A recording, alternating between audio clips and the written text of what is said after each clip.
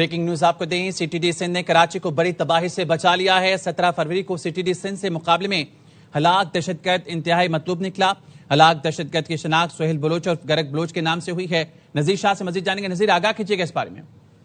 دیکھا C T D Sindh نے جنوری کے اوائل میں رئیس گوٹ سے 2000 کلو سے زائد بارودی مواد برآمد کر کے 3 دہشت گردوں کو گرفتار کیا تھا، جن کی نشاندہی پر 17 فروری کو شاہ لطیف ٹاؤن میں سی ٹی ڈی نے آپریشن کیا تھا، جہاں مکان میں موجود دہشت گردوں اور سی ٹی ڈی کے درمیان مبینہ مقابلے میں 4 دہشت گرد ہلاک ہوئے تھے اور شہرکات میں دہشت گردی کا بڑا منصوبہ خاک میں ملایا گیا تھا۔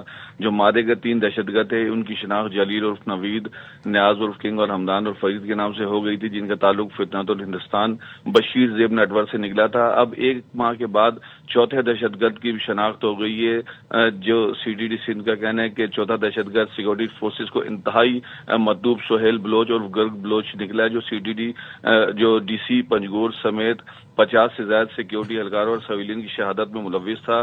جو مارا گیا دہشت گرد بلوچستان میں بلوچ لبریشن آرمی کا اہم کمانڈر تھا۔ گرگ بلوچ بی ایل اے میں بولان ایریا فتح اسکواڈ کا ایریا کمانڈر تھا، جو کمانڈر رحمان گل، ڈاکٹر مکھو اور ملا امین سے ڈائریکٹ رابطے میں تھا۔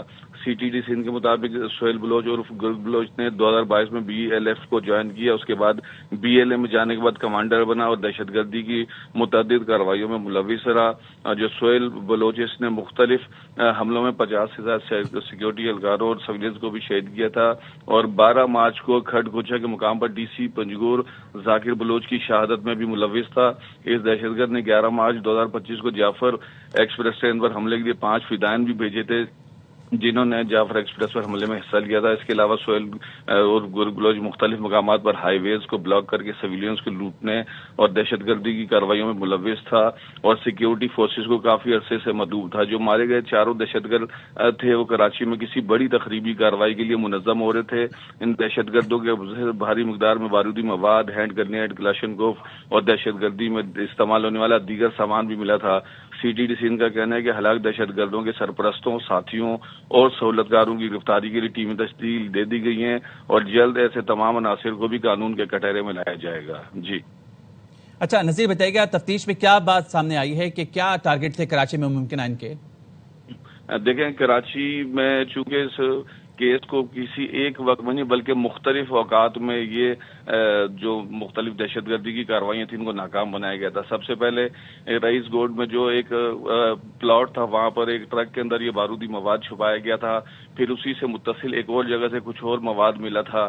پہلے 3 دہشت گردوں کو گرفتار کیا گیا، ان سے جب تفتیش کی گئی تو انہوں نے پھر مزید بتایا کہ وہ کس نیٹ ورک کے لیے کام کر رہے تھے۔ پھر ان کی نشاندہی پر جب شاہ لطیف ٹاؤن میں چھاپا مارا تو وہاں پر انہوں نے باقاعدہ سی ٹی ڈی کے جو جوان تھے اور افسران تھے ان کے اوپر فائرنگ کر دی تھی، جس میں 2 سی ٹی ڈی کے جوان زخمی بھی ہوئے تھے۔